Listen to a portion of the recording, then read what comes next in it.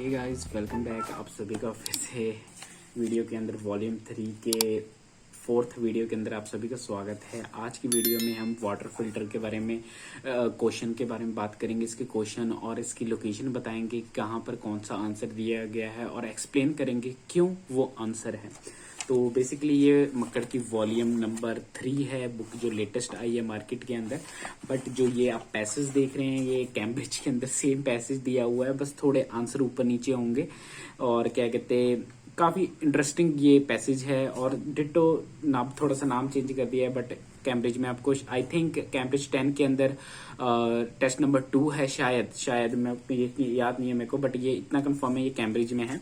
तो चलिए answer find करते हैं और समझते हैं कि क्या है। और वीडियो स्टार्ट करने से पहले प्लीज इस वीडियो को जल्द से आप लाइक कर दीजिए, क्योंकि आप लोग लाइक बिल्कुल नहीं कर रहे हैं, वीडियो देख ले रहे हैं, लाइक नहीं कर रहे हैं। और चैनल को सब्सक्राइब कर लीजिए अगर आप न्यू हैं चैनल पर, क्योंकि बहुत सारी इंटरेस्टिंग वीडियो इस चैनल के ऊपर आने वाली है जो कि आप लोगों के लिए फायदेमंद रहेंगी और आपको कुछ ना कुछ सीखने के लिए जरूर मिलेगा। और ऐसा मैं उम्मीद कर रहा हूं, ठीक है, और बेशक आप सीखेंगे भी। तो चलिए शुरू करते हैं। सबसे पहले हमें यहाँ ब्लैंक से दी गई हैं, 14 to 19 ब्लैंक से दी गई हैं। तो फर्स्ट आप देख सकते हैं यहाँ पर 19 तक है, मैंने सभी के आंसर यहाँ मेंशन कर दिए हुए हैं, अगर आप देख पा रहे हो तो। हाँ, अब शायद फ्रेम के अंदर है। तो बेसिकली हाँ, यहाँ पर 19 क्वेश्चन दिए हुए हैं, 19 के 19 आंसर मैंने फाइंड कर लिए। तो आपको ये जान के अचरज होगा, क्योंकि इसके मुश्किल 3 पैसेज के अंदर आंसर्स हैं और बाकी 4 पैसेज ऐसे ही फालतू हैं। तो चलिए सबसे पहले शुरू करते हैं फर्स्ट क्वेश्चन के साथ। तो फर्स्ट क्वेश्चन हमारे ब्लैंक से, guide to make water filters. ठीक है, step 1, combine with of clay and organic materials with sufficient water to create thick mixture sun dried. Okay, तो सबसे पहले लोकेशन में चलते हैं। ये पैराग्राफ सी के अंदर इसका आंसर दिया हुआ है, यानी कि एक लाइन के अंदर आपको 2 आंसर मिलेंगे, जैसा कि आप देख पा रहे हैं। तो यहाँ से 14 और 15 का आंसर है to take a handful of dry. और काफी लोग बच्चे गलती ये करेंगे कि वो क्ले की, यहाँ क्ले लिखने की जगह वो लोग पकड़ लेंगे हैंडफुल ऑफ ड्राई। ठीक है, वो ये समझ लेंगे। तो बेसिकली यहाँ हैंडफुल नहीं है, उन्होंने क्या बोला है, take a handful of dry crushed clay mixed with handful of organic material such as used tea leaves, coffee ground और rice hulls. Add enough water, enough क्या हो गया, sufficient. Okay, crushed clay. Okay, उम्मीद करता हूं आप लोगों को 14 और 15 आंसर क्लियर हो गया होगा। 14 और 15 आंसर वहां से लिए गए हैं। अब साथ ही में उसके क्या कहते नेक्स्ट क्वेश्चन है, जहां पर बात की गई है step 2, pack of dash around the cylinder. जो पैक ऑफ क्या है, स्ट्रॉज हैं वो, ठीक है, around the cylinder, place them in dash cow more, यानी कि काउ डंग कह सकते हैं आप उसे। बेसिकली जो उपले होते हैं, क्या कहते हैं पंजाबी में, क्या कहते हैं उसे, पाथी कहते हैं शायद, ठीक है, और हिंदी में उपले कहते हैं उसे। वो है use to burning fuel for firing. ठीक है, यानी कि वो किस लिए यूज हो रहे हैं, बर्निंग फायर फ्यूल की तरह। ठीक है, और क्या कहते हैं, सबसे पहले हम 16 और 17 आंसर देखते हैं कहां पर है। उसके आप सीधे ही नेक्स्ट लाइन में देखेंगे, यहां लिखा हुआ है next surrounded the pots with straws around of cylinder, around of pot with straw, them bound of cow manure, light straw and then top up burning manure as required.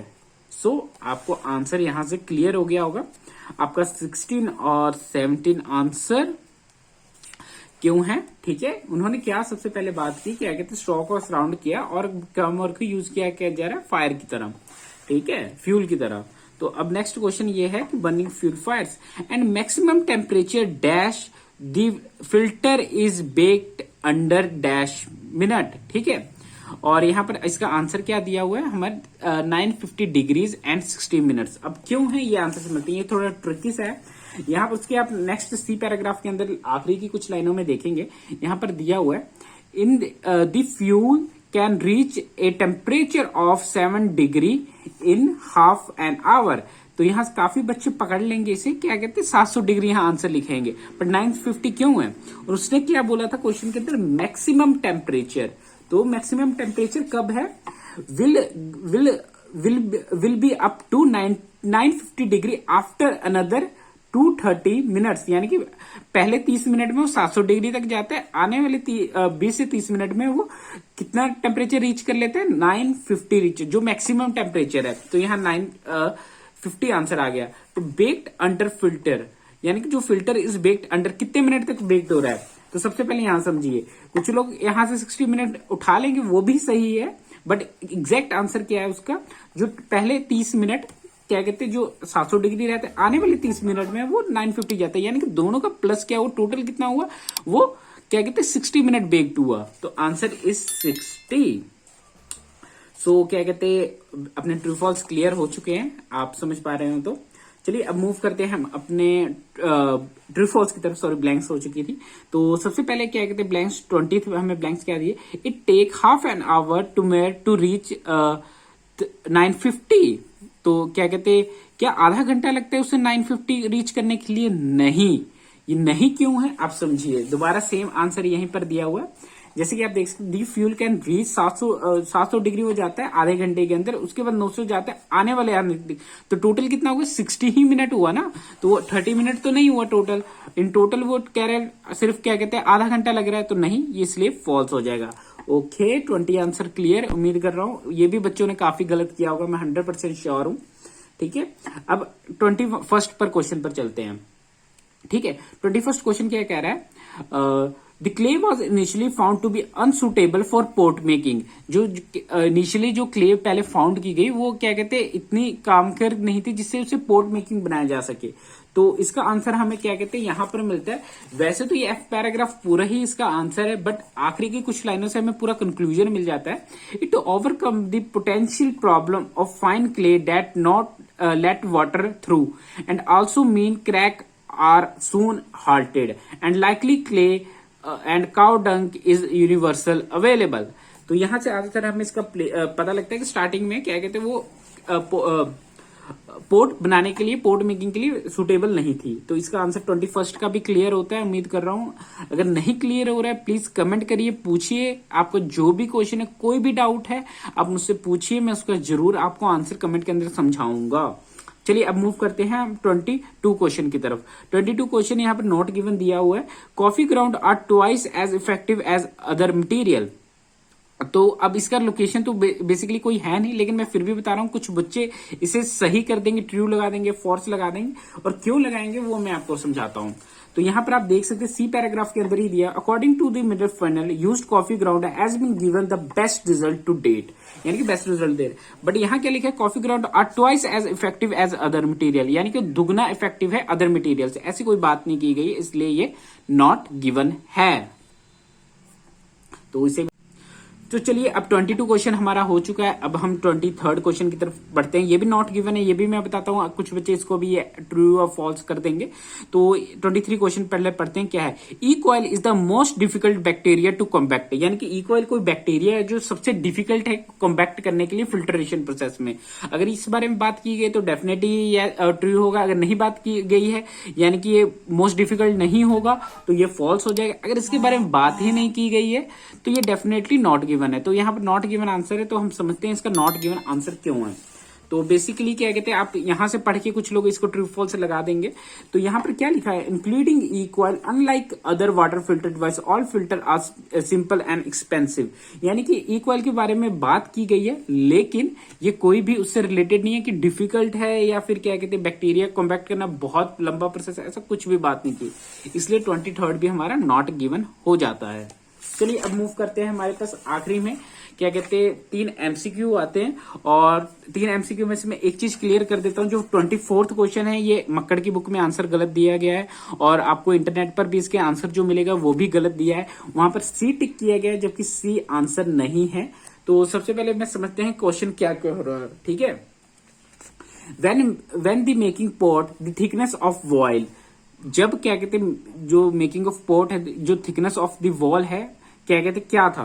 ठीक है, तो it's large enough to let the प्रोक्टोगोन्स pass, यानी कि कोई तरफ का bacteria, अगर नहीं बोल पा रहे कोई बात नहीं, मैं भी क्या कहते हैं इसे प्रोनाउंस करने में प्रॉब्लम हो रही है, टंग स्लिप होता है कईयों का, जैसे मुझे भी इशू है, नॉट एन इशू। ठीक है, आईएलटीएस में इसका कोई भी इशू नहीं है। चलिए क्या कहते हैं नेक्स्ट ऑप्शन क्या है, they varied according to the temperature of the fuel.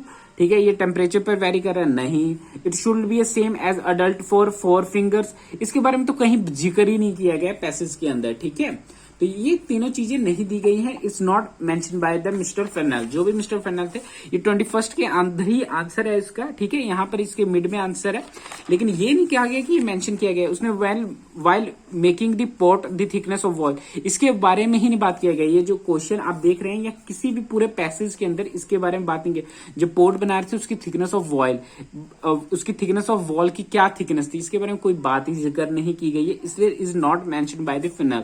ठीक है, जब ये पूरा पैसेज पढ़ लेंगे तब आपको कंक्लूजन समझ आएगा, या फिर आप पैराग्राफ भी पढ़ लेंगे तब भी आपको ये चीज समझ में आ जाएगी। अब मूव करते हैं हम 25th क्वेश्चन की तरफ। 25th क्वेश्चन हमारा क्या कह रहा है, what is true about the charity is that it, कि जो एक चैरिटी थी उसका क्या मतलब क्या थी, सच्चाई क्या थी। ट्रू अबाउट द सॉरी मेरे को प्रोनाउंस करने में प्रॉब्लम है, सॉरी, जो आप समझ गए बस। ठीक है, अब मूव करते हैं क्या कहते हैं इसके क्वेश्चन पर। Failed in searching the appropriate material, जो फेल्ड हुए क्या कहते हैं उसका सही मटेरियल को फाइंड करने के लिए। क्या ट्रू था चैरिटी के बारे में। ठीक है, सॉरी अब नाम से चैरिटी के बारे में। ठीक है, okay, successful manufacture is canal and based नैमिकल filter to be sold world wide. ठीक है, found the local clay is good enough, यानी कि क्या था चैरिटी के बारे में ट्रू, फेल्ड हुआ, वो उन्हें नहीं पता कर पाए, वो सक्सेसफुली मैन्युफैक्चर कर पाए कैनल को बेस्ड ऑफ जो कि सेरेमिक फिल्टर पर था और पूरे क्या कहते हैं वर्ल्ड वाइड बेचा। Okay, found that the local clay is good enough, उन्होंने पाया कि क्या कहते हैं लोकल क्ले इतना बहुत ही अच्छा था। Intent to help build a local filter production factory, या ये सच्चाई थी कि वो बिल्ड करना चाहते थे एक लोकल फिल्टर प्रोडक्शन फैक्ट्री। तो चलिए इसका आंसर फाइंड करते हैं। इसका आंसर हमें मिलेगा 25th के अंदर, मतलब जी पैराग्राफ के अंदर 25th का आंसर। यहाँ क्या लिखा हुआ है, the charity want to help set up a small industry manufacture water filter. वो क्या चाहते थे, वो एक स्मॉल इंडस्ट्री क्या कहते हैं, एक small industry manufacture filter water filter मतलब मैन्युफैक्चर करना चाहते थे एक स्मॉल सा, ताकि वो क्या कहते हैं इनिशियल रिसर्च फाउंड लोकल के टू बी टू फाइन, यानी कि जो स्टार्टिंग में था ये क्या कहते हैं जो क्ले थी वो टू फाइन थी, यानी कि इतनी अच्छी नहीं थी, बहुत पतली थी। फाइन मतलब गुड नहीं है इस जगह पर, फाइन मतलब बहुत माहिम जिसे कहते हैं। ये problem solve by addition of the organic material. So क्या वो करना चाहते थे, वो एक क्या कहते हैं लोकल फिल्टर प्रोडक्शन फैक्ट्री लगाना चाहते थे। तो इसका आंसर हो जाएगा डी, चैरिटी का क्या काम था, क्या कहते हैं वो एक लोकल फिल्टर प्रोडक्शन करना चाहते थे। ओके, अब 26th क्वेश्चन की तरफ मूव करते हैं। Mr Fernel design is purposely not to be patent, मतलब क्या कहते हैं जो मिस्टर फेर्नल ने जो अपना डिजाइन बनाया, एक अफोर्डेबल फिल्टर बनाया, उसके क्या कारण था कि जो उसने पेटेंट नहीं कराया। ठीक है, ऑप्शन पहले पढ़ लेते हैं।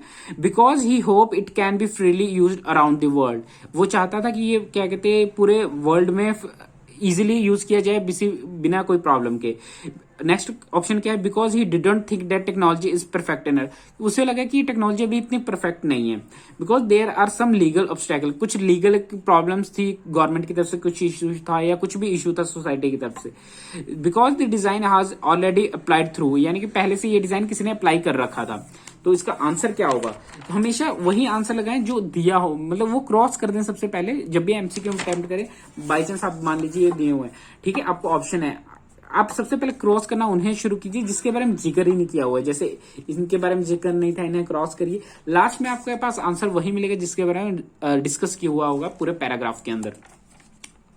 सो मूव करते हैं हमारे क्या कहते हैं जी पैराग्राफ की लास्ट लाइन में क्या कहा गया है। Mister final say that there is no reason the technology could be applied through the developing world with no plan to patent this idea, there will be no legal obstacle to be being adopted in any community that need. Everyone has a right to clean water. These filters have the potentially to enable anyone in the world to drink water safely, say Mr. Vernon. वो क्या चाहता था कि ये जो उसने जो patent बनाया, जो डिजाइन बनाया, वो किसी उसने ये चाहता था कि वो हर इंसान उसको यूज कर पाए जिसे जरूरत है, ताकि कोई भी क्या कहते जो गरीब इंसान है उसे प्रॉब्लम ना हो कि इसको खरीदने के लिए और उसे यूज करने के लिए। इसलिए उसने पेटेंट नहीं कराया कि सभी लोग यूज कर पाए। Because he hope that is freely use around the world, क्योंकि वो चाहता था कि पूरे वर्ल्ड में ये यूज किया जाए विदाउट किसी भी प्रॉब्लम के कारण। तो ए इज द आंसर। सो मैं उम्मीद करता हूँ ये 13 के 13 क्वेश्चन यहाँ पर भी हमने क्लियर कर लिए। आप सभी को ईच एंड एवरी क्वेश्चन समझ आया होगा कि क्यों आंसर है, कहाँ इनकी लोकेशन है। अगर फिर भी आपके मन में कोई डाउट है तो आप इजीली जाइए कमेंट में कमेंट करिए, आप मुझसे पूछ सकते हैं या इंस्टाग्राम पर कॉन्टैक्ट कर सकते हैं मुझे। और प्लीज़ इस वीडियो को लाइक कर दीजिएगा अगर यहाँ तक आपने वीडियो देख लीजिएगा, और चैनल को सब्सक्राइब कर लीजिए अगर नए हैं। मैं फिर मिलूंगा आपको एक और ऐसी ही एजुकेशनल वीडियो के साथ, नेक्स्ट पैसेज के साथ, पैसेज नंबर 3 के साथ। ठीक है, कार्ड के अंदर आपको प्लेलिस्ट की लिंक मिल जाएगी जहां से आप easily all the volume 3 access कर पाएंगे। और मैं उम्मीद करता हूँ आप सभी को ये वीडियो पसंद आई होगी, और मैं उम्मीद करता हूँ आप सभी अपने डिज़ायर बैंड अचीव करें आईएलटीएस एग्जाम के अंदर, और जल्दी से अपनी ड्रीम कम ट्री मूव हों और सक्सेस अचीव करें अपनी लाइफ में। Bye bye.